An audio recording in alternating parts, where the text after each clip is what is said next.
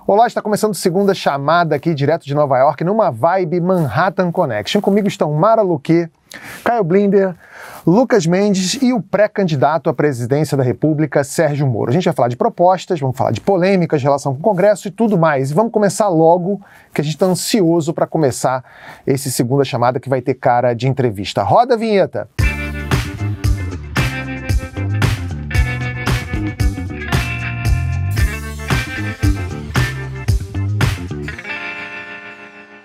Bom, a conversa sobre eleição já começou faz um tempinho e 2022 vai ser ainda pior porque a gente vai ter uma Copa do Mundo, mas ela nem vai servir para interromper, né? Porque a Copa do Mundo vai ser no Catar e vai ser só em novembro. Então, o ano que vem vai ser monotemático. Então, a eleição vai ser o tema de 2022. E, Sérgio Moro, você tem uma missão árdua pela frente, porque nunca aconteceu, nunca antes na história daquele país, já que a gente está nos Estados Unidos, alguém que estava em terceiro lugar nas pesquisas venceu uma eleição. Você que oscila ali entre a terceira e a quarta posição, dependendo da pesquisa, como é que você espera fazer para virar esse jogo pela primeira vez no Brasil da democracia?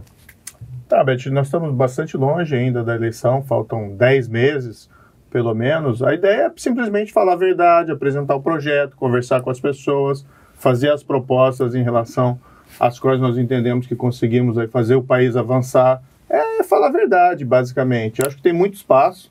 Uma das razões que eu acabei escolhendo colocar o meu nome à disposição foi que eu falava com todo mundo e parecia não que a gente estava indo para uma eleição, mas sim para uma espécie de funeral, na qual o brasileiro ia escolher apenas a cor do caixão. Então tem muita gente querendo alternativas. E eu entendo que eu posso ser uma dessas alternativas. Ô Moro, você apareceu em pesquisas com 18 pontos.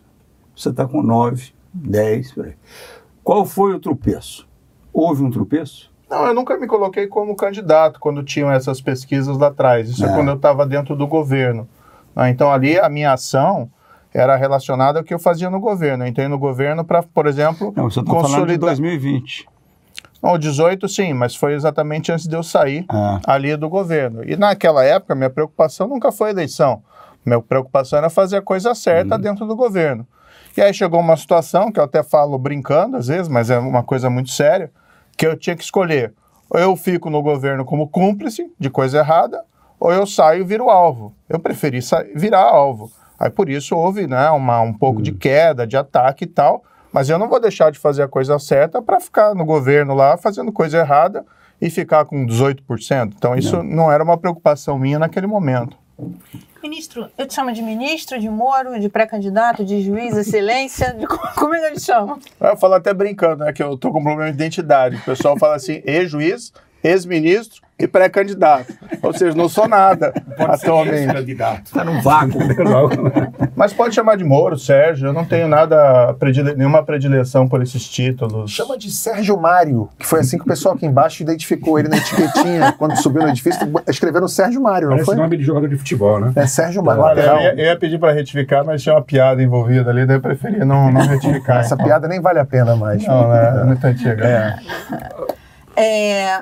Quando eu estava na TV Globo, no Globo News em Pauta, eu lembro que uma vez, num dos programas, a discussão era assim, quem é a pessoa que o brasileiro mais acredita neste momento, mais confia e tal. E foi unânime o teu nome. Uhum.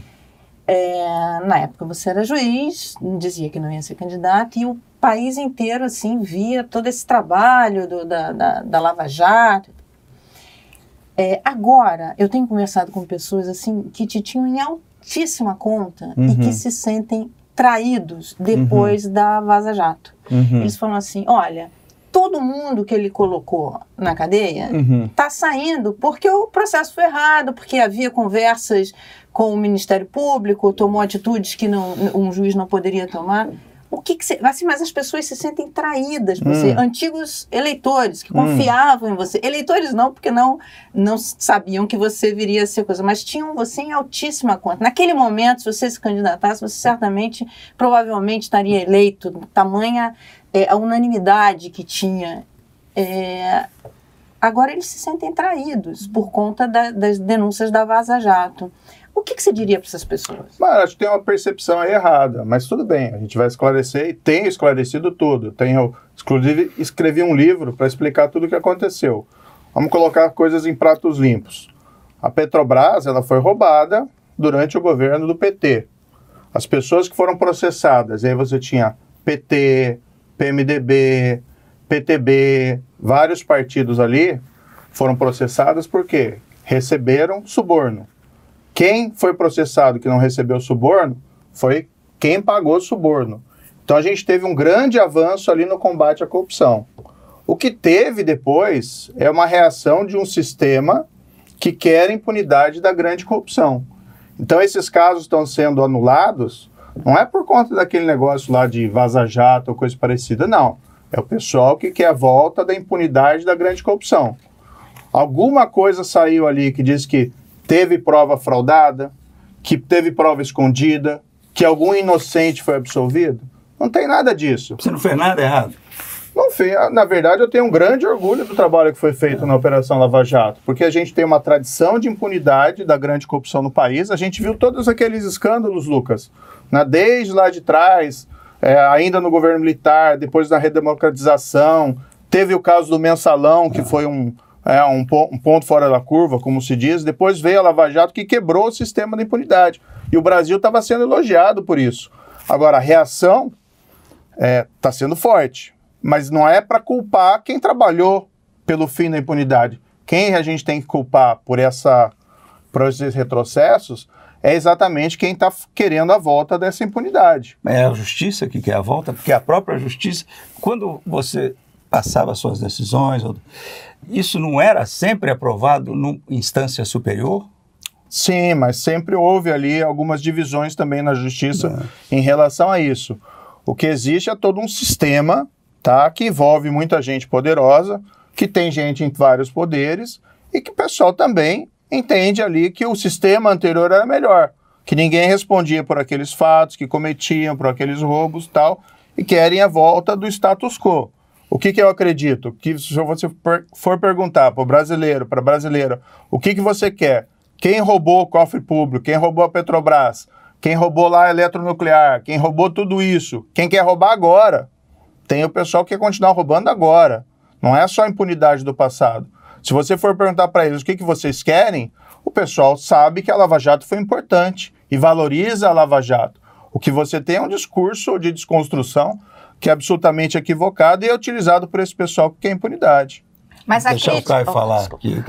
Sérgio Mário, você vai ser examinado da cabeça aos pés aqui. Eu vou começar pelos pés, antes da minha pergunta. Você está com o sapato de R$7.500? Eu já fiz a reportagem aqui, é o básico, se chama, né? É o Adidas, não está o de R$7.500, né? Olha, não vou colocar o tênis aqui, vai quebrar o protocolo, né? Vai quebrar o protocolo e o Tabit vai brigar comigo. Mas não, é um tênis Adidas, básico. Eu nem lembro quanto que eu paguei, mas pode assegurar que foi muito abaixo de... É um bom pisante. 7.500, né? Deve ter sido uns... Tá, mistério resolvido. Mistério bem baixo o valor. Esse escândalo está resolvido. Agora vamos à sua cabeça. Eu quero uma resposta concisa, em 3 partes. Tá bom, opa. Eu quero saber um juízo de valor eleitoral, não moral. Qual que você acha que é o ponto forte e o ponto fraco do Lula, eleitoralmente, o ponto forte e o ponto fraco do Bolsonaro, e o ponto fraco e o ponto forte do teu? Bem, começando pelo primeiro. Tá. Que é o ruim Lula. Ficar falando de adversário. Não vamos saber. Primeiro o Lula, então. Você está falando do Lula. Lula. É ruim ficar falando de adversário, né? Eu preferia falar aqui só sobre o meu projeto. Eu nem trouxe o Ciro Gomes, só 3. Você está numa boa. Não, tudo bem. Então tá. Então vamos começar. Lula. Lula. O governo do Partido dos Trabalhadores teve os 2 maiores escândalos de corrupção da história. Os fatos estão lá. Tem o John Adams, né? Que é daqui dos Estados Unidos, diz lá: fatos são coisas teimosas. E ninguém nega que a história diz que você teve o caso do Mensalão, que era o quê? Esquema de suborno de parlamentares para sustento ao governo federal do PT. Depois você tem o Petrolão, que é o quê? Descrição mais sintética possível. Loteamento político da Petrobras, na qual diretores arrecadavam dinheiro para enriquecimento de políticos e financiamento ilegal de campanha de partidos políticos, durante o governo do PT. Esse é o ponto forte que você está dizendo. Não, esses são os 2 pontos. Né? Eu quero o ponto forte dele. Outro ponto, recessão de 2014 e 2016. Tá? Governo do PT. Tudo aquilo que foi construído no governo Lula, no segundo mandato, principalmente aqueles erros econômicos, desemboca lá em 2014 e 2016. Ponto forte também tem que responder? Claro. Poxa, aí tem uma dificuldade. Tem dois lados. E do Bolsonaro e o teu. O ponto forte do... Você já usou parte da resposta só para falar mal do Lula. Eu quero que você fale bem do Lula. Ponto forte do Lula. Passou bastante tempo e a memória das pessoas às vezes enfraqueceu e esqueceu parte desses escândalos e a recessão de 2014 e 2016. Esse é o ponto forte? O ponto forte foi que ele passou bastante tempo, as pessoas esqueceram das coisas ruins? Ele não tem nada sim. aqui. Se fosse lembrar, ele não estaria nessa situação. Mas não, deixa ele responder. Ainda tem Bolsonaro e ele. Eu quero concisamente. Só para complementar essa parte, o governo Lula teve uma inclusão muito grande. Muita gente saiu da pobreza, da linha... Foi uma coisa impressionante. Na continuidade, o país viveu isso desde a redemocratização, uma inclusão tão grande. Depois desfez.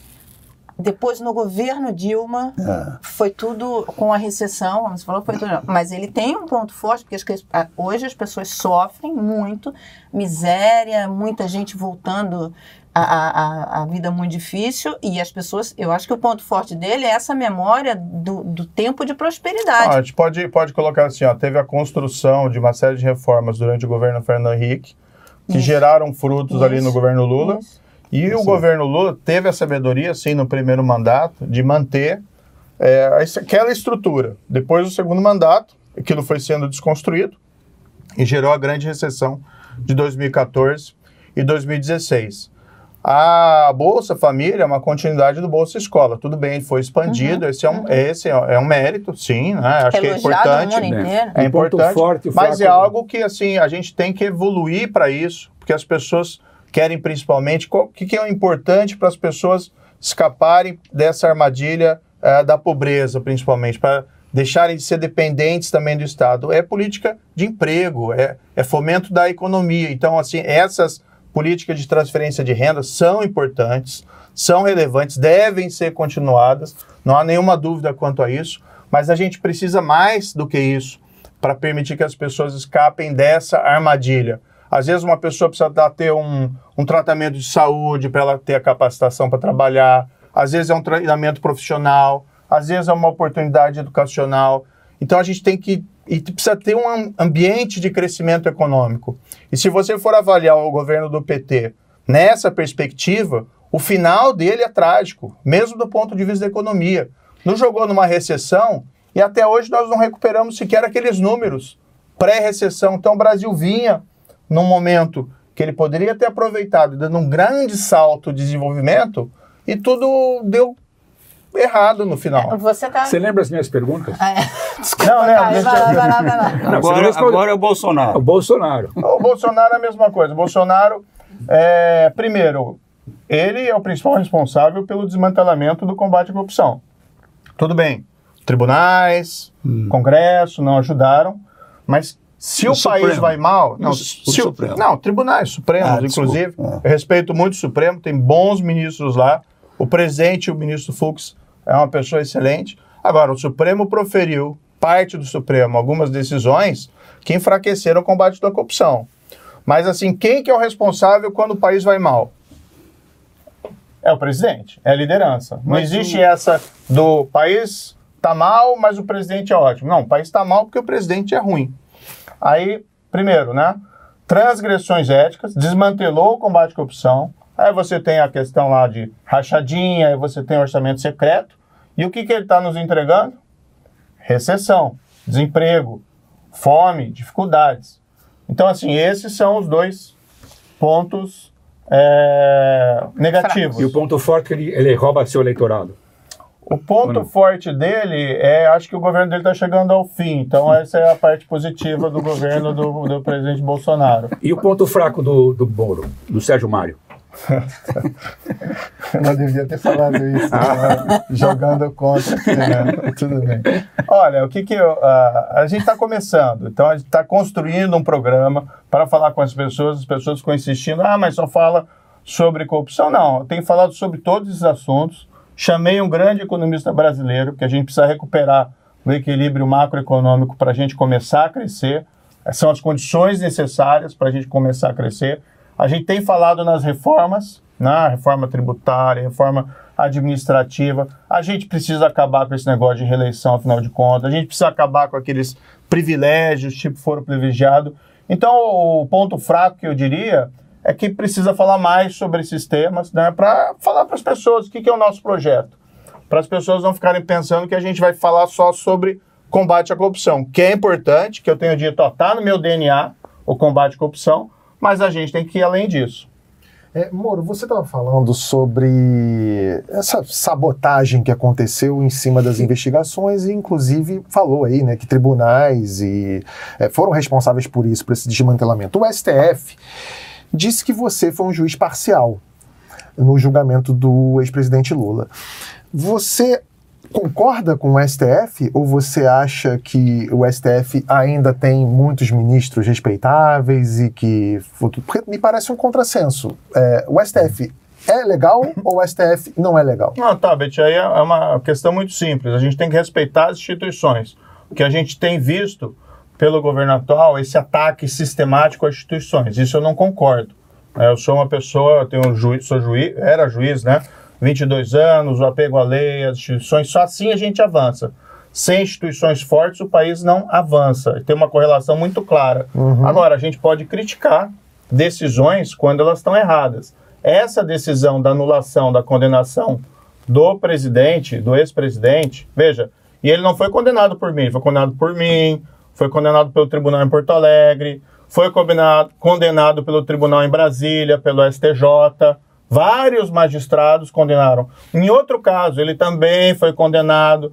Aí, de repente, vem o Supremo, 3, 4 anos depois da condenação, e lá por vislumbrar, que eles falam lá, parcialidade, nunca teve parcialidade nenhuma. Eu nunca tive nenhuma animosidade pessoal, nunca nem ofendi lá o ex-presidente, nunca fiz nada disso. Para mim, isso foi um grande erro judiciário. Então, eu não me abstenho de falar isso. Foi um erro judiciário histórico e que nega o que aconteceu na Petrobras, que todo mundo sabe, que foi roubada durante o governo do Partido dos Trabalhadores. Agora, eu não vou por isso defender que a gente ataque os ministros, que ataque o STF, tá? Veja o que aconteceu esses dias lá, o presidente da República atacando a Anvisa, porque autorizou vacinação do coronavírus para criança, né? Eu acho um absurdo o presidente atacar aí os membros da Anvisa por esse motivo. Os pais decidem se vão vacinar ou não vão vacinar os filhos. A responsabilidade é deles. Mas foi tomada uma decisão pela Anvisa que é técnica, que é com base na ciência, como outros países têm feito. Agora, atacar a instituição, atacar as pessoas é inaceitável. E isso eu não vou fazer. Tá? Agora, muita gente vê uma conexão entre a sua condenação do Lula e a sua conexão com o Bolsonaro. Com a eleição do Bolsonaro. Com a eleição do Bolsonaro. Houve essa conexão? Não, de forma... Eu nem conhecia o presidente, né? Eu proferi a sentença do caso do ex-presidente Lula, salvo engano, foi ali em agosto de 2017. Por ali, eu nem conhecia o presidente. Tem até um episódio que está gravado lá na internet, que tem um encontro ocasional no aeroporto, e que ele se aproxima de mim e para me cumprimentar. Eu até me lembro na memória que cumprimentei, mas ali eu nem dei atenção para ele, porque eu, sinceramente, nem reconheci. Eu fui falar com o presidente em 1º de novembro de 2018, depois que ele foi eleito. E aí o presidente chega para você, Caio, Moro, vamos para o governo que você vai ter oportunidade de consolidar o combate à corrupção. Não, mas é uma chance de dar certo. É uma chance de dar certo. Não, desculpa, Moro, mas o Bolsonaro te chama para alguma coisa? Não tem chance de dar certo. Ele é que tinha acabado de ser eleito. A gente não pode olhar hoje, a gente tem que voltar o nosso relógio. Mas ele era político, mas ele era deputado há 30 anos. Mas veja, tinha toda mais de 50 milhões de brasileiros votaram nele, tinha uma esperança, tinha uma expectativa que poderia mudar de ideia. Poderia dar certo. Mas boa parte votou contra o PT e não... Ele não teve o mandato, ele teve o mandato, ninguém vai discutir que ele foi esse voto maciço, mas não é um voto nele. Mas não foi um voto sabe o que nele. muita gente me disse? Me disse assim, olha, quando você foi para o governo, eu fiquei aliviado. Porque eu sei da sua formação de apego à lei, ao rule of law, ao império da lei, e você vai servir como anteparo a esses impulsos do presidente. Eu também me via dessa forma, como uma espécie de proteção ali contra essas iniciativas, contra esses arroubos. Tanto que aconteceu, eu fiquei, né, e resisti até o último minuto. Quando chegou aquele momento, que era aquela opção, você fica e vira cúmplice, ou você sai e vira alvo. Eu prefiro sair e virar alvo. Mas eu fiquei ali e eu nunca traí os meus princípios ali dentro do governo. Meus princípios não, princípios que são da população brasileira. Combate à corrupção, apego à lei, às instituições. Ou seja, eu não traí ali ninguém, entendeu? Então eu tinha essa função também dentro do governo. Eu achava que era importante, tá? Porque se tem uma chance de dar certo, bem, vamos tentar.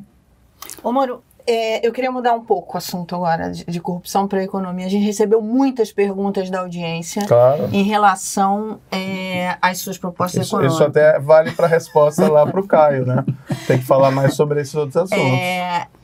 Porque assim, você chamou o Afonso Celso Pastore, que realmente é muito reconhecido no mercado, mas na economia, não só no mercado. Quando a gente fala mercado, o Tabet até brinca.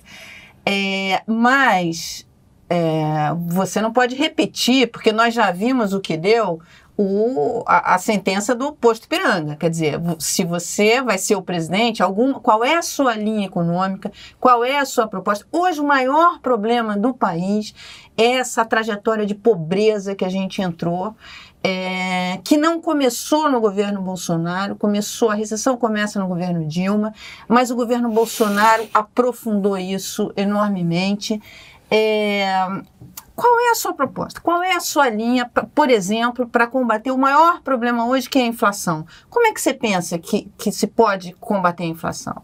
Você tem conversado com o Afonso Celso sobre isso? O que eu vi, Mara, que a Ultragaz vai processar o governo federal, o presidente Bolsonaro, por conta dessa história do estragar aquela propaganda que era muito boa. Mas, enfim, não, olha, eu chamei o Pastore, tá? O Pastore está coordenando um grupo, não é só ele. Nós temos um grupo. Eu não tenho revelado o nome das pessoas pelo seguinte, quando você revela, vem a imprensa em cima, não tem nada de errado em relação a isso, mas a tranquilidade um pouco que acaba. Então, eles estão planejando, né, um programa, tá? Tanto na parte de macroeconomia como em partes específicas. A gente tem feito reuniões virtuais. Então, temos falado lá sobre educação na primeira infância, política de emprego, sobre a erradicação da pobreza, combate à destruição da Amazônia, vários desses temas. Para a sua pergunta específica, inflação. A causa principal da inflação hoje é a perda da credibilidade fiscal do governo federal. Então, um ponto necessário é recuperar essa credibilidade fiscal com uma nova ancoragem. Tá? Eles destruíram agora, arrebentaram o teto de gastos para aumentar lá o Auxílio Brasil. Essa é uma parte que é importante, acho que realmente o país passa por um momento de necessidade, mas colocaram um monte de outras coisas juntos, mais emendas parlamentares e aumentaram o fundo eleitoral, que não são temas prioritários nesse momento. Então, no primeiro momento, a gente tem que recuperar essa credibilidade fiscal. E essa ancoragem viria de onde? Isso está sendo construído, porque a gente tem que avaliar se é possível você fazer isso através do teto, do restabelecimento do teto, ou se a desmoralização que eles fizeram do teto de gastos acabou tornando isso imprestável para essa finalidade. Mas o que a gente precisa fazer é colocar o crescimento, a dívida pública, tudo numa rota de trajetória que seja crível para o mercado. Essa é a condição necessária para que a gente consiga reduzir a inflação e, ao mesmo tempo, propiciar a diminuição dos juros, para revitalizar o investimento privado, tá? Que é o motor real da economia. E, claro, isso também vai diminuir o impacto na dívida pública. Concomitantemente, né, a gente vai ter que analisar a situação ali específica do país e ter uma política tanto de fomento de emprego e recuperação da renda, como também eu tenho defendido a criação, e aí com base em conversa que tive com especialistas da área, não é uma criação minha, tá? Da criação de uma governança específica, e aí eu estou utilizando essa expressão Força-Tarefa Nacional de Erradicação da Pobreza, para que as pessoas possam ter uma atenção específica além dos programas de transferência de renda. Como eu disse anteriormente, às vezes para a pessoa escapar da armadilha da pobreza, ou até mesmo uma comunidade específica, você precisa ter uma abordagem mais individualizada, mais customizada, e é possível fazer isso. Eu estou sugerindo a criação de uma agência nacional, tá? A gente fala em ANAEL, Anatel, Anvisa e tal, etc., mas seria uma agência com uma missão específica. E a gente, ao invés de criar uma nova burocracia... Uma agência de fomento de investimentos? É uma agência de erradicação da pobreza. A missão é essa, tá? Encontrar, identificar todas as pessoas, os mais vulneráveis, e focalizar políticas públicas já existentes ou a serem criadas para resgatar essas pessoas da armadilha da pobreza. Seja com educação, seja com saúde, seja com treinamento profissional ou priorização para filas de localização de empregos. Tá? Isso não é algo que exatamente que surgiu apenas de mim, entendeu? Conversa com especialistas, e os especialistas são unânimes no seguinte: programas de transferência de renda são importantes, ponto, vão ser mantidos, mas não são suficientes para tirar as pessoas dessas armadilhas. É um pouco aquela velha frase, né, precisa ensinar a pescar e não simplesmente dar o peixe. Tem que dar o peixe enquanto não aprende a pescar.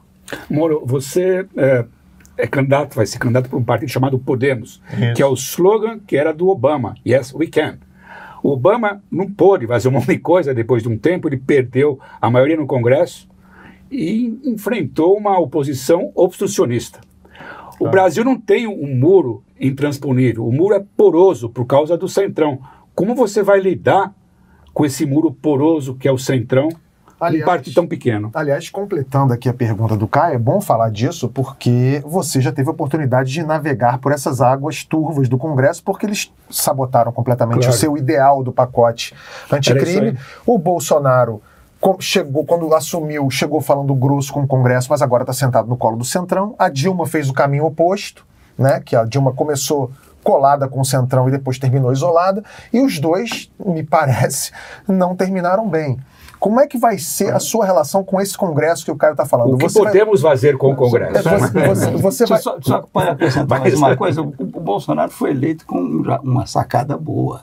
Não vai ter toma lá, dá cá no meu governo. Pois só toma para mim. E teve o toma, o lá, o dá e o cá. Teve tudo.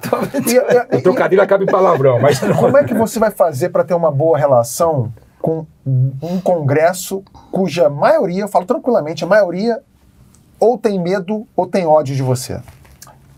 Tem muita gente boa dentro do Congresso. A gente não pode fazer essa generalização.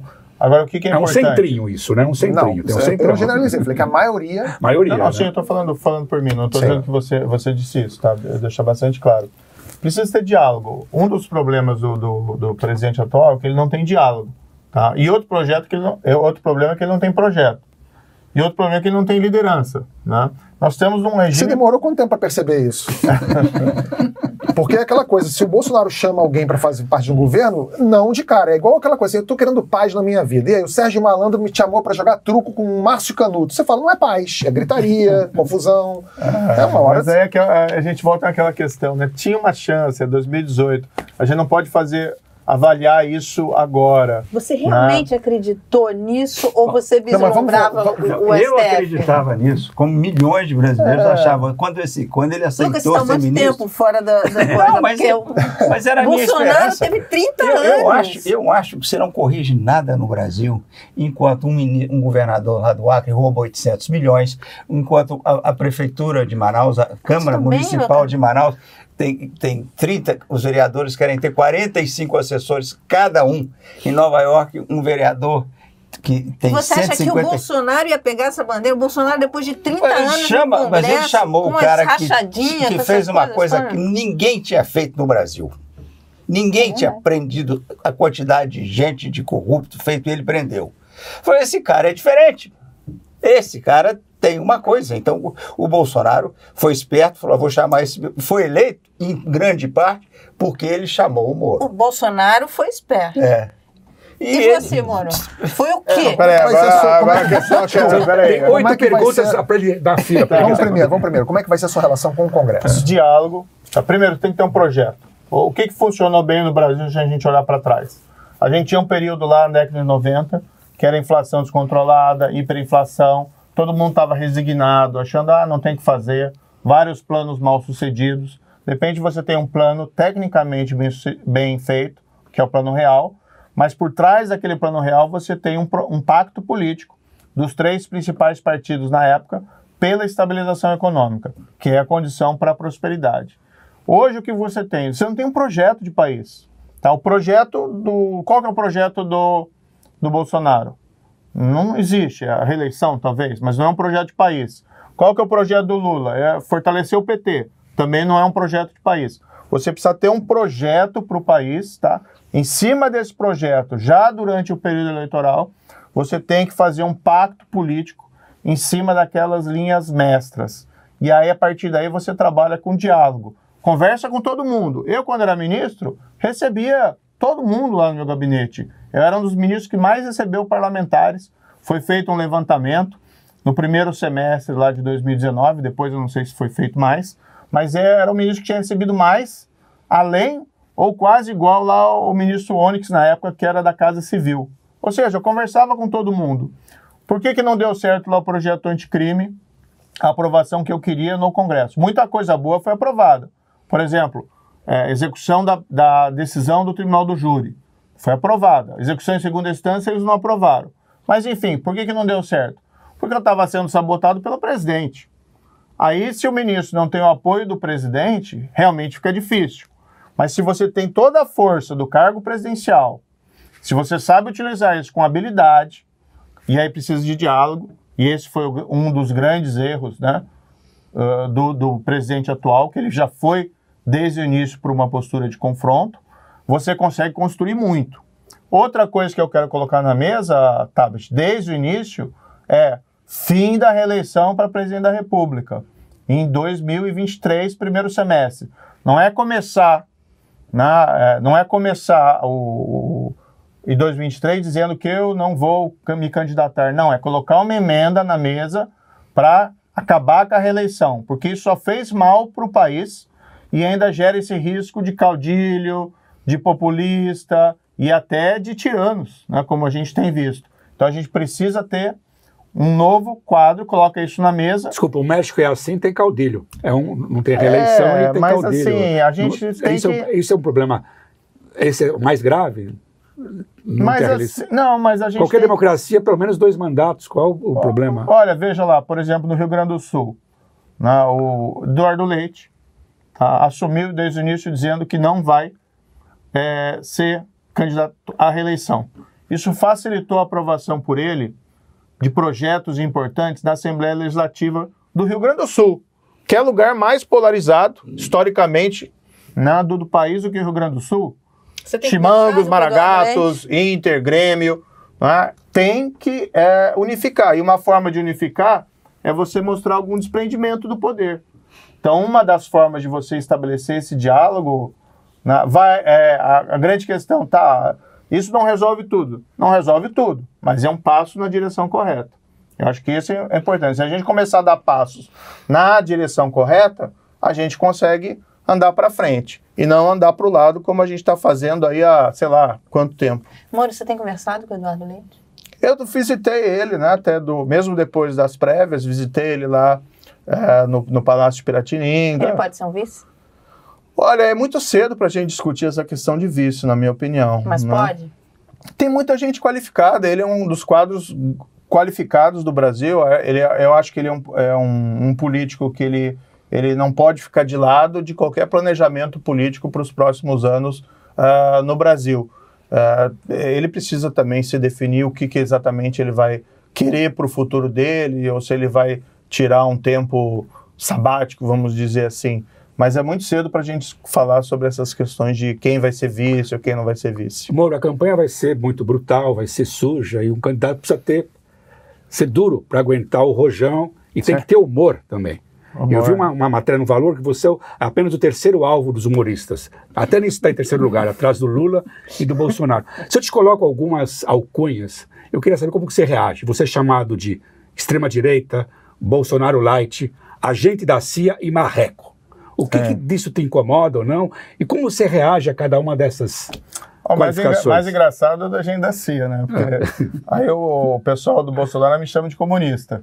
E aí os dois também me chamam que eu sou um agente da Globo. Então você é agente duplo, triplo. Não, triplo, né? Então eu sou um agente da CIA comunista que está na folha de pagamento da Globo. Eu até falo brincando, meu contra-cheque deve ser muito bom, né? Porque... Como é que saiu essa história da CIA? Isso na verdade, a gente tem aquela... Como é que foi criado isso? Na verdade, a gente tem aquela visão errada sobre o país, que o país vai mal há muito tempo, a gente não tem um crescimento contínuo econômico, a gente está perdendo nesse mundo global muito competitivo, a gente está perdendo posições para países que anteriormente estavam atrás de nós, o exemplo muito citado é a Coreia do Sul, tá? E a gente tem essa visão, nossos problemas não estamos em nós, o nosso problema não está na roubalheira da Petrobras, não está na nossa incapacidade de fazer reformas verdadeiras, sem fazer toma lá da cá. Nossos problemas estão lá fora, estão aqui nos Estados Unidos, por exemplo, pelo imperialismo norte-americano. Ou, né, se sumir os Estados Unidos do mapa, vai ser transferir essa culpa para a China ou para algum outro lugar. No fundo, nós temos que lembrar aquela famosa peça, né, de Júlio César, de Shakespeare lá, não é dos astros, ó brutos, a culpa, mas de nós mesmos. Nós não estamos incapazes de fazer o necessário para a gente fazer o país avançar há muito tempo. Então essa é a proposta, né? Vamos mudar a nossa percepção e o que a gente tem que fazer dentro do Brasil para a gente poder avançar. E as alcunhas? Né? Eu queria então saber essa alcunha do agente da CIA vem disso aí, de colocar a culpa que a gente não dá certo é dos Estados Unidos, que é uma versão infantil dos nossos problemas, só que é a versão, por exemplo, do PT. Para o PT até hoje, a fantasia do PT é que a Lava Jato é uma criação do governo Obama, né? Que é ridículo, é uma tese ridícula. Por quê? Porque eles não conseguem justificar a roubalheira na Petrobras, basicamente isso. Moro, o Caio falou que essa campanha vai ser uma campanha sórdida. Semana passada, com a Polícia Federal indo na casa do Ciro Gomes, ele foi em vários canais de TV e falando que aquilo foi uma reação já na campanha. E no mercado financeiro também. Todo mundo falou, olha, isso daí vai mostrar como é que vai ser essa campanha. Vai ser sórdida. O que você achou disso? Você achou que foi uma violência? Eu não conheço detalhes específicos desse caso para fazer qualquer afirmação. E eu tenho o seguinte pressuposto. Eu só faço afirmações e declarações a esse respeito quando eu tenho os dados e as informações necessárias. Agora, o que aconteceu lá atrás foi que eu fiquei boa parte no governo, e aí também um pouco da sua pergunta, os últimos praticamente 6 meses do meu governo, desde que o presidente não vetou o que eu pedi para ele da lei anticrime, do projeto de lei anticrime, isso foi em dezembro de 2019, o resto ali eu fiquei para proteger a Polícia Federal de interferência. Eu até falei na época para o diretor que estava lá, falei o seguinte, olha, Valeixo, não vamos nos enganar, agora é ficar para proteger a Polícia Federal. Não por causa da Polícia Federal em si, mas que a Polícia Federal, né, se ela não tiver ali autonomia, ela pode ser um perigo para a população.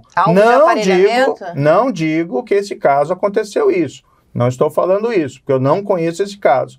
É porque as intenções do presidente não eram boas. Não é isso, ele falou até publicamente, ele reclamou de mim, inclusive esses dias, publicamente, dizendo que não gostava de mim porque eu não protegia ele da Receita Federal, do COAF, e o que ele falou naquela reunião da Polícia Federal também. Então, assim, eu não vou estar lá para isso.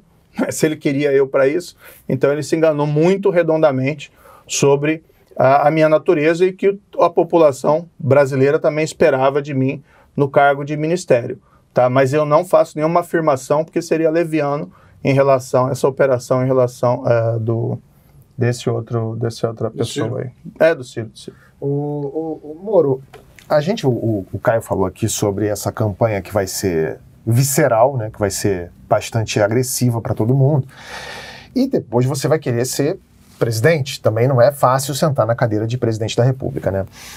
Durante a campanha, é óbvio que vão pegar muito na questão da Vaza Jato, né? Que houve os vazamentos das conversas, inclusive sobre o fato de você ter julgado o Lula e depois virar ministro do Bolsonaro, que a gente já falou aqui sobre esse dilema ético, que vai ser toda hora, isso vai ser explorado. Você pediu escusas ao STF quando houve aquele vazamento da conversa da presidente Dilma com o ex-presidente Lula.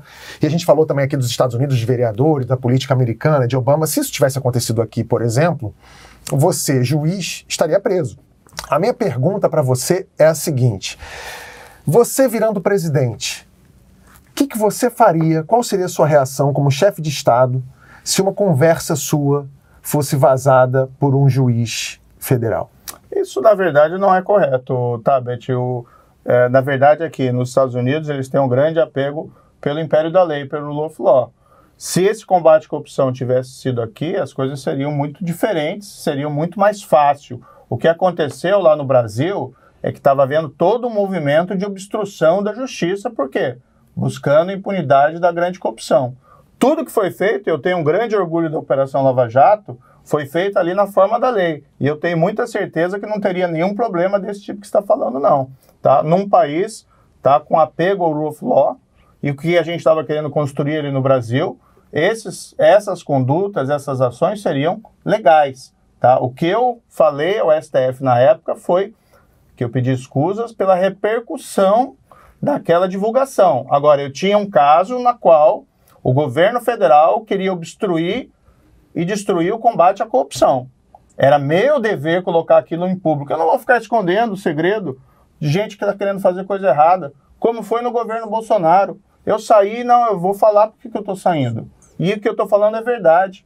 E as pessoas sabem disso. Então, assim, não tenho nenhum problema com relação ao que eu fiz. O que existe, sim, muitas vezes, é uma manipulação de discurso das pessoas, né, que fizeram coisa errada lá nesse governo, no governo anterior, e que querem lá desconstruir aquele trabalho que foi feito.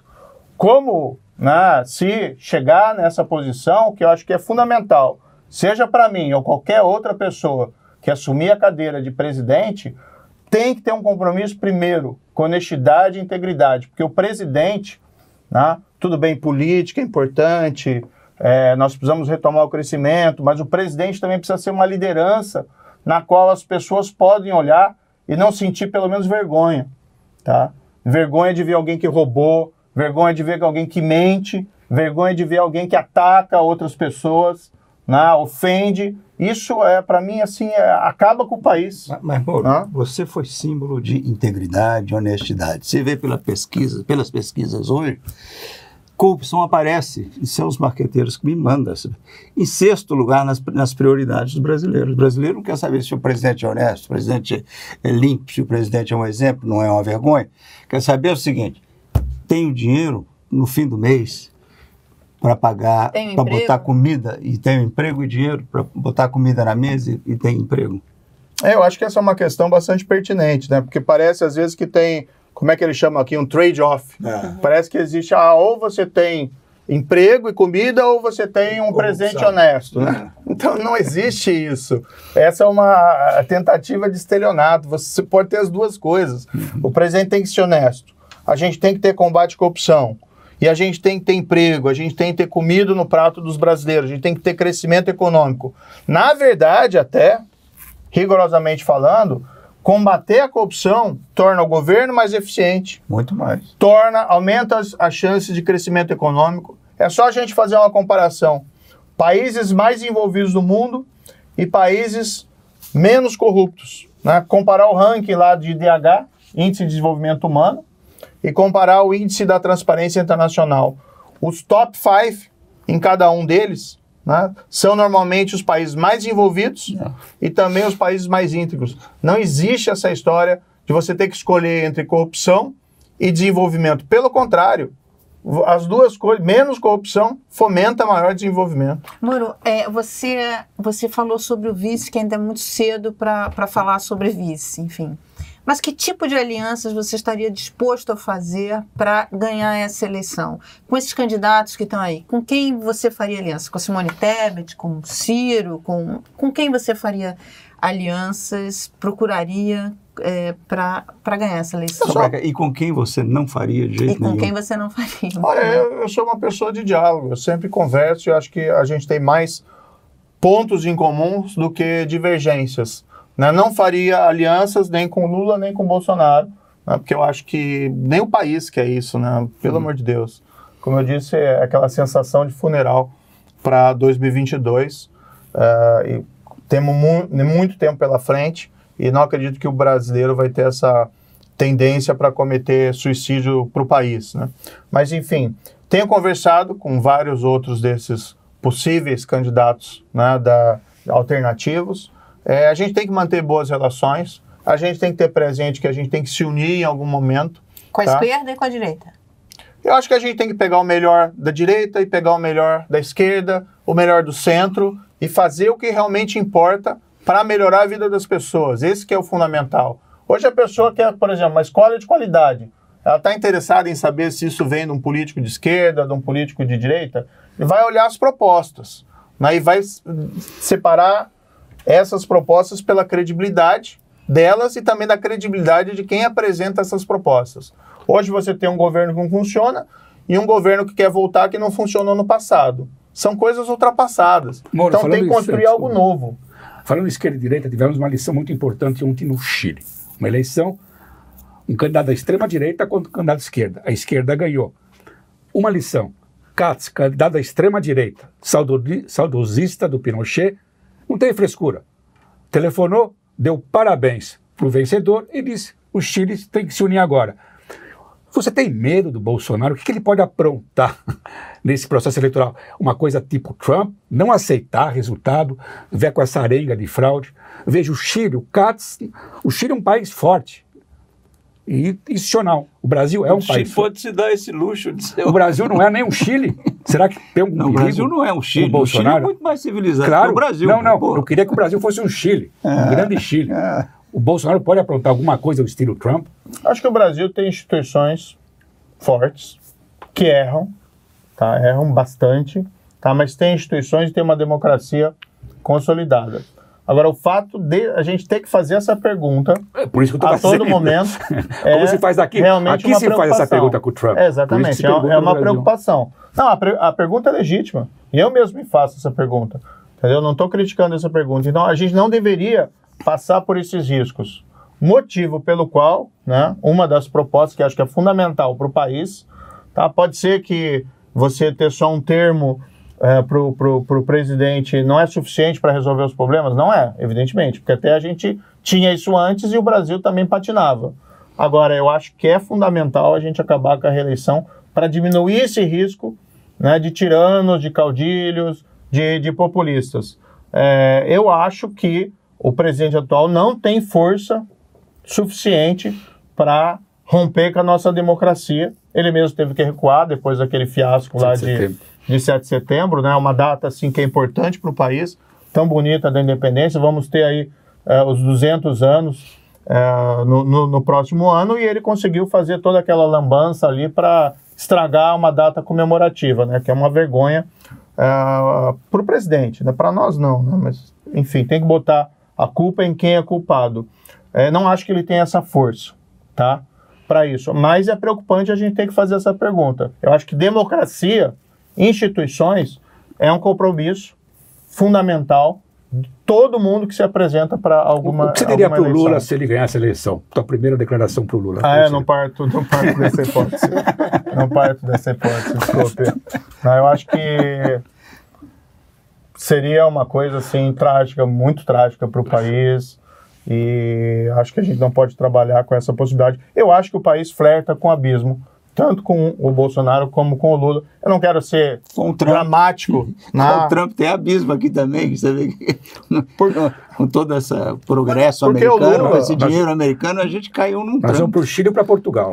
Não, porque o Lula também flerta com o autoritarismo. Foi ele lá elogiando o Ortega, elogiando a democracia da Nicarágua. Cuba é uma perfeita democracia. Mas o governo dele foi um governo democrata. Ele sempre foi um democrata ali na condução do Olha, governo, será né? que vai ser ainda? Porque o PT não para de falar, por exemplo, coisas que são tradicionais em regimes autoritários.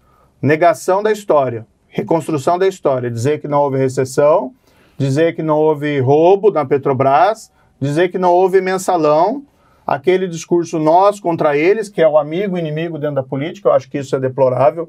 Acho que em política você tem que construir convergência, relações, tá? Construir credibilidade e não ficar com esse discurso de tribo, que é um discurso de tribo. Nem houve ditadura.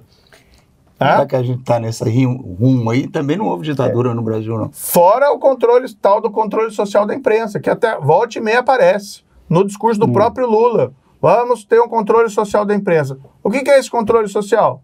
Controle de conteúdo, censura. É intimidação de jornalistas para gerar conteúdo favorável ao partido. Né? É para a gente ter o Právida oficial como meio de comunicação lá dentro do nosso governo. Não quero ser, de novo, dramático, mas assim, então vamos nos apartar desse discurso. Mas é um discurso perigoso também. Moro, eu quero abordar um assunto aqui que é muito caro a uma parcela importante dos seus apoiadores, que é o pessoal mais conservador, a pauta dos costumes, né? Você já se definiu como um conservador tolerante, foi o termo que você usou para falar de si mesmo. E na sua tese de doutorado, em 2002, você escreveu uma decisão da Justiça Americana que liberou o aborto. Da Suprema, do Supremo Americano. Exatamente, que é o caso Roe versus Wade, né? Falou que era razoável. Você mantém essa opinião, um projeto pela descriminalização do aborto? Muito terá claramente, seu caso, terá seu apoio caso você seja eleito? Não, muito claramente a minha posição é a manutenção da legislação atual, no qual a interrupção da gravidez é permitida em caso de estupro, né, e também em caso de risco da mãe. São duas situações que tem que prevalecer ali o direito, né, eu não sei se bem o direito isso, mas a possibilidade da interrupção, porque isso é muito grave, né, para a mãe, não pode colocar a vida em risco dela, e por outro lado também é doloroso, né, manter uma gravidez em decorrência de um estupro. Claro que aí não é obrigatório, cabe à mãe tomar essa decisão. O que eu escrevi ali é um livro, tese de doutorado, que eu publiquei em 2002, que eu fazia uma série de análises sobre decisões de tribunais constitucionais. E ali eles utilizam uma técnica de certa ponderação e tal, e eu analisava à luz do direito norte-americano. Tá? Então é um quadro diferente. E eu vou aproveitar, vou emendar aqui uma, Mara, porque essa é muito importante para mim, porque me atinge pessoalmente. Claro. No fim de 2019, o Porta dos Fundos, aliás, chegando aqui, quando a gente se conheceu, você falou sobre Porta dos Fundos, você falou que gosta muito dos vídeos, falou do vídeo do Gurilão, como pai de filha, eu gosto. Claro. Então, eu já fiquei surpreso de você. Eu gosto. Maravilha. Eu acho, desculpe, você faz um trabalho excelente aqui também e tal, mas esse lado humorístico é fantástico. Muito obrigado. No fim de 2019, a minha produtora foi vítima do primeiro ataque terrorista no Brasil depois da ditadura. Sim. Quando um grupo de 5 homens, ou mulheres, eu não sei quem são os outros, atiraram 3 coquetéis Molotov na nossa produtora e o segurança quase morreu assistindo as filmagens. É assustador o negócio. Eu e minha família, meu sócio e minha família, os funcionários e as famílias desses funcionários ficaram em pânico durante meses por conta disso. Sim. E você era o então ministro da Justiça e da Segurança Pública. Como eu já falei aqui, deixei claro algumas vezes, eu nunca tive nenhum tipo de esperança no governo Bolsonaro de nada. Mas você era o ministro e você não falou nunca sobre esse assunto. A única vez que eu vi você sendo perguntado sobre esse assunto foi durante Roda Viva, quando perguntaram sobre o Roberto Alvim, o então secretário de Cultura, que fez um pronunciamento deplorável, falando, com referências nazistas, da trilha sonora ao discurso dele, e perguntaram sobre isso também. E aí, naquela confusão do Roda Viva, você falou só que esse episódio do Roberto Alvim tinha sido bizarro, mas não falou nada sobre esse caso do Porta dos Fundos. Agora que você não é mais ministro, como é que você viu esse ataque? Por que você não falou nada sobre isso? E por que o governo Bolsonaro não falou nada sobre isso? Certo. Bem, na tese também de doutorado que eu escrevi, tem a parte lá que eu falo sobre a liberdade de expressão, né, aqui nos Estados Unidos eles têm uma defesa muito robusta da liberdade de expressão e eu defendia isso também. Há casos lá aqui como... a gente até comentava ontem sobre aquele filme do... Não, do Larry Flynt, né? Exatamente. A pornografia. Eu sempre fui um grande defensor da liberdade de expressão. Naquela época a gente acompanhou esse caso, tá? E o governo do estado do Rio de Janeiro estava realizando toda a apuração, toda a investigação, tá? E havia uma situação na qual um deles, né, parece que foi identificado ali o autor, e o autor tinha ido para a Rússia ou coisa parecida. Foi para a Rússia, segundo o próprio, avisado por gente da polícia que teria... E aí a gente ficou de receber lá o pedido de extradição e de encaminhar, que a gente encaminhou esse pedido de extradição. Então a gente deixou ali as investigações serem realizadas e tomou os trâmites que eram apropriados dentro ali do Ministério da Justiça. A gente não parou nada, né, como a gente viu agora esse caso do... Você não achava importante que houvesse uma declaração do ministro da Justiça e da Segurança Pública? Eu entendi ali que tinha aquilo que estava sobre a alçada dos órgãos estaduais que estavam realizando a investigação e a gente estava apoiando aquela investigação e realizando as ações necessárias para fazer aquele trabalho. O presidente em nenhum momento pediu para que você ficasse afastado, não falasse, não desse nenhuma declaração. O presidente você chegou a conversar com o presidente sobre esse episódio? Não conversei sobre esse caso, porque ali o que a gente entendia é que as instituições tinham que funcionar corretamente e a gente estava ali cuidando da nossa parte, de fazer esse trabalho quando houvesse apuração, de fazer o encaminhamento. Né? Evitar, às vezes, também você dar alguma declaração ali para evitar que disserem também que você está interferindo de alguma maneira naquele caso específico. Mas assim, acho deplorável o ataque, acho que é errado fazer tinha pessoas que estavam insatisfeitas com aquela produção que vocês fizeram na época, mas isso é algo que não se resolve, evidentemente, com violência, né? Eu lamento isso que aconteceu na época. A gente já traçou tantos paralelos do que acontece no Brasil do que acontece aqui. Imagina se a sede do Saturday Night Live recebe 3 coquetéis Molotov de um grupo de 5 caras que no dia seguinte, na semana seguinte, exibe um vídeo com os caras mascarados, com bandeiras com referência neonazista. O que teria acontecido? Não, se é terror, é um crime federal. Então vai ser feito, vai ser investigado e punido federalmente. Seria um pior terror do que o 6 de janeiro, de invadir o Capitólio. Aqui não é modelo de nada hoje em dia. Isso aqui não é modelo de nada.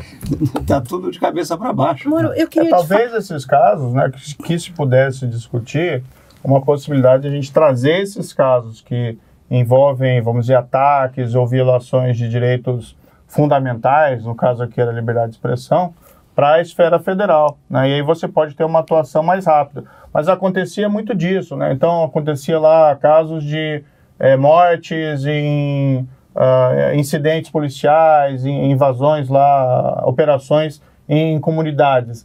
Daí o pessoal vinha reclamar lá que se falassem coisas lá do Ministério da Justiça. Mas assim, você tem toda uma estrutura institucional para realizar essa apuração. Eu acho que você tem que interferir quando isso não está funcionando, entendeu?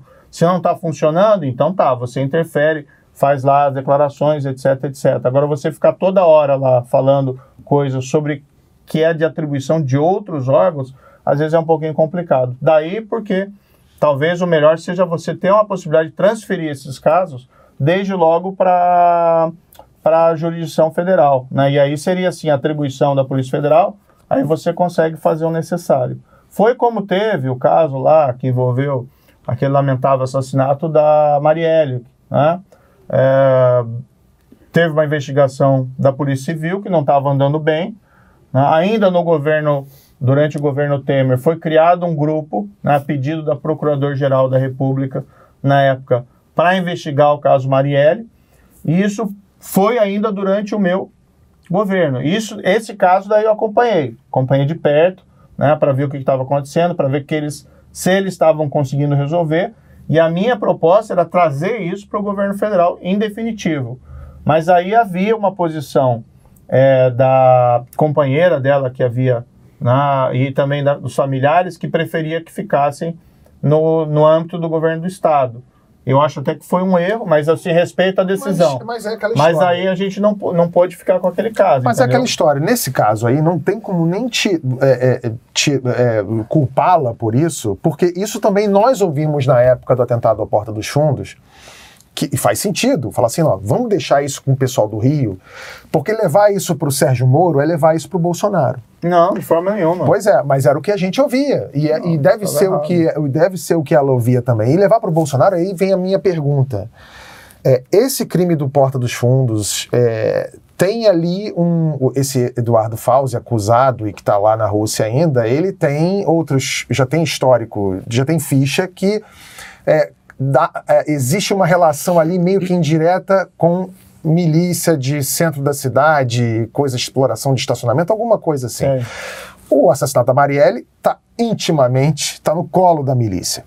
E o governo Bolsonaro é um governo que flerta, para dizer o mínimo, com a milícia. O próprio presidente já deixou claro isso quando homenageia miliciano condenado e tem gente do gabinete do filho, do sobrinho, do papagaio, do periquito.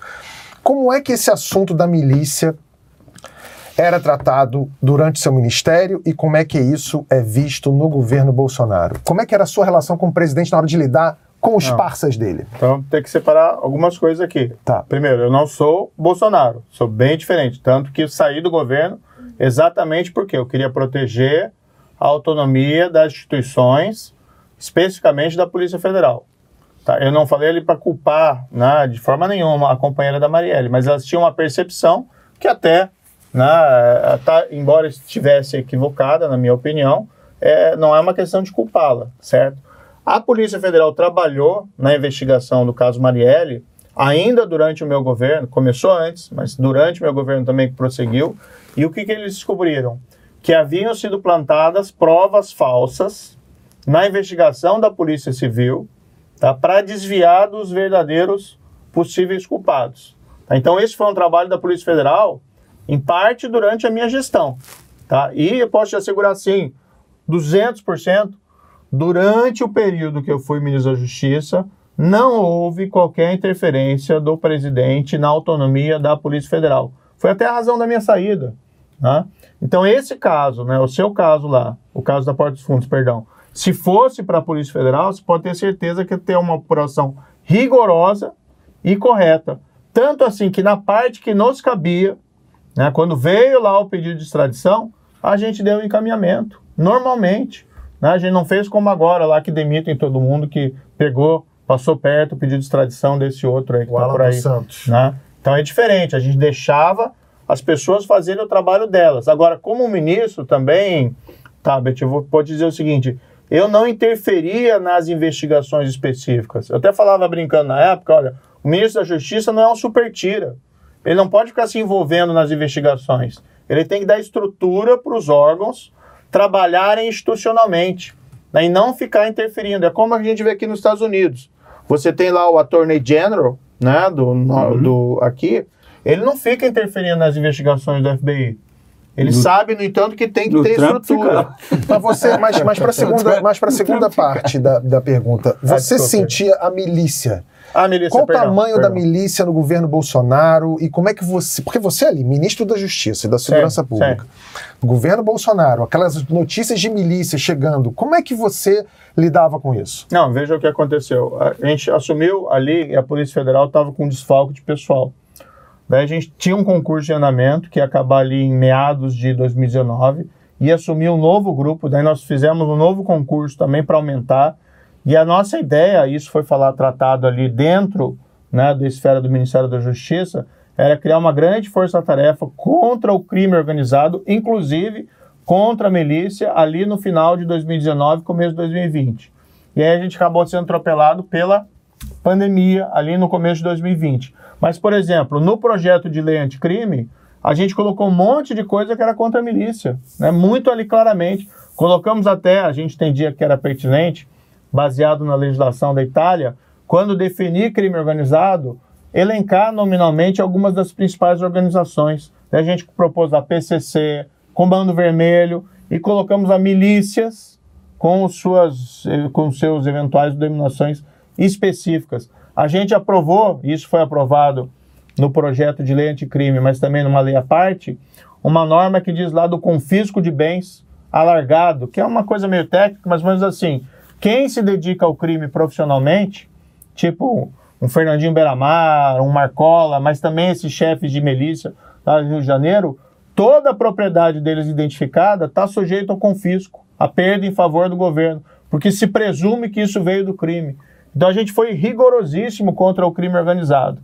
Tá? Uma atuação mais específica ali, que a gente queria fazer através dessa força-tarefa, acabou não sendo possível. Mas a gente teve uma série de investigações pontuais, tá, da Polícia Federal envolvendo milícia na época, que levou, acho que foi aquela prisão de fugiu o nome, de um dos líderes de uma das milícias lá no Rio de Janeiro, isso ainda ali no começo de 2020. Fugiu o nome dele agora, acho que é Beco, alguma coisa, Eco, alguma coisa assim. A Polícia Federal hoje está em que estado?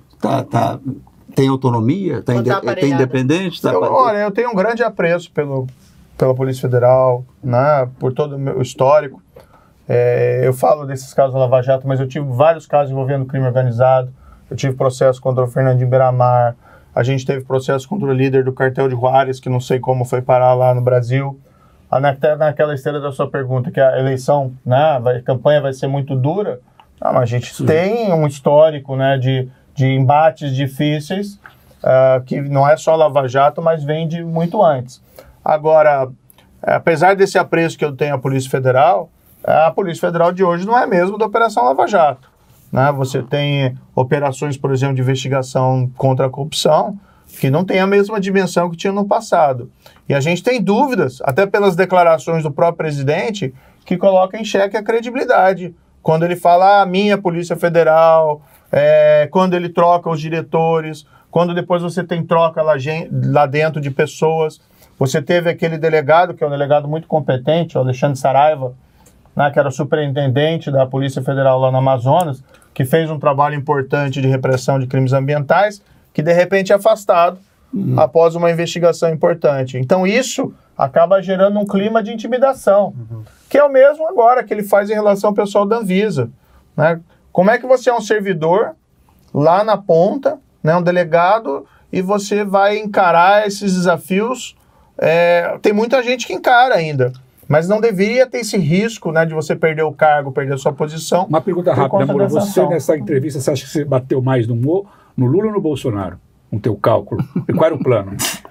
Olha, o plano era responder as perguntas 30% do Lula e 70% do Lula. A gente vai estar caminhando para o fim, mas eu queria te fazer um pedido antes. Tá. Você falou uma coisa aqui muito importante, quer dizer, você falou, olha, o brasileiro parece que está caminhando para carregar um caixão assim, ou assado, parece um funeral, parece que as eleições já estão dadas entre o Bolsonaro e o Lula. Não, eu não falei que estão dadas, não. Eu falei que é um equívoco pensar isso. Então, exatamente. Pelo contrário, pelo amor de Deus.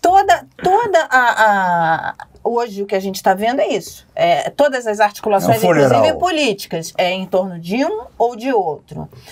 E até agora, tanto que a campanha, tanto do Lula quanto do Bolsonaro, do Lula é para não deixar continuar essa extrema-direita no governo. E a do Bolsonaro é para não deixar voltar trabalha com antipetismo. 2 candidatos aparecem na sequência, e os dois, você falou aqui um pouco da sua proposta econômica, e o outro escreveu um livro sobre isso, que é o Ciro. Nós temos um programa aqui no My News que chama-se Diálogos. Não é debate, é diálogos, onde as pessoas apresentam, onde várias pessoas apresentam sobre determinados temas suas propostas. Eu queria te convidar para fazer um diálogos com Ciro Gomes, você falando sobre sua proposta e ele a deles. Você topa? Olha, a questão é que a gente está construindo o nosso projeto, a gente está apresentando. Né? O Ciro, primeiro, ele tem que largar essa postura dele ofensiva, agressiva, para dialogar. No diálogo, eu que faço a mediação e não tem ofensa eu me disponho a apresentar o meu projeto, como eu tenho feito. A gente tem construído um projeto que é robusto e falado sobre ele. Aqui a gente deu alguns traços, né? A gente precisa, que isso é um consenso, recuperar a credibilidade fiscal, que é a condição para diminuir juros, inflação, voltar a crescer, ter um grande programa de licitações, concessões, leilões. Precisamos ter essa força de erradicação da pobreza. Precisamos resgatar a nossa imagem internacional. Isso vai ter que ser construído pela proteção do meio ambiente, com discussão sobre desenvolvimento sustentável. Então, eu não me abstenho de detalhar e de discutir, embora vamos colocar que é um programa em construção. Tá? Nós estamos ainda há 10 meses das eleições, agora os nossos fundamentos são muito sólidos. E dialogar pressupõe que não haja ofensas e agressões. Eu tenho colocado desde o início, Mara, nossa proposta aqui é uma proposta de diálogo, de apresentação ao eleitor para convencer que o nosso projeto é bom, tecnicamente, dialogar com o mundo político para trazer os apoios para esse projeto e dialogar para o eleitor para aprimorar. Agora, se for para entrar num debate com alguém... Não é debate, é diálogo. Não, se for entrar num diálogo que alguém que começa ofendendo, como ele tem feito, né? Como ele tem feito toda hora, aí não é debate, não agrega nada. Sérgio Moro, eu vou ter que agradecer, a gente ficou sem tempo aqui, já tinha mais coisa para te perguntar, inclusive sobre o meme que te chama de... Fala assim, ele tem elite, ele tem imprensa, ele tem os militares, ele só não tem boca. Falando dos seus lábios, né? O pessoal te chama de boca de CD, mas como o Caio falou que a gente vai ter que ter bom humor para essa campanha, eu ia até te perguntar sobre esse meme. Depois você responde sobre isso nas suas redes sociais. Mas, posso perguntar? Você estudou, você pegou algum audiofonólogo, alguma pessoa para te educar a falar? Porque você na apresentação, quando podemos, e depois você tem falado com muita clareza. Só responde sim ou não, que eu tenho que terminar aqui. Você tomou aula de eloquência, eu tenho me preparado para tudo que eu fiz na vida, eu sempre me preparei, né? Para concurso para juiz. Aí, eu falei isso para você na última vez lá em Portugal, ele se preparou. Para depois com o ministro, a gente estuda, a gente se prepara, porque é um desafio. Né? E assim, para se preparar para o que vem, os desafios aí para 2022, claro, você tem que se preparar, você tem que ter a humildade de conversar com todo mundo e se aprimorar. E você tem um cara muito esperto no palanque, que é o Lula. Então, você tem que ser isso conta na eleição, Mas agora não tem mais tempo, não. Agora não tem quem sabe, porque os americanos aqui não é brincadeira, não. O pessoal, eu tenho um cara com a mira laser aqui na minha testa. Segunda chamada de hoje vai ficando por aqui. Muito obrigado a você que nos assistiu aqui. Obrigado, Mara, Lucas, Caio e obrigado, ministro Sérgio Moro. A gente volta segunda-feira que vem e fique com a gente, vire membro, inscreva-se no canal. Tchau!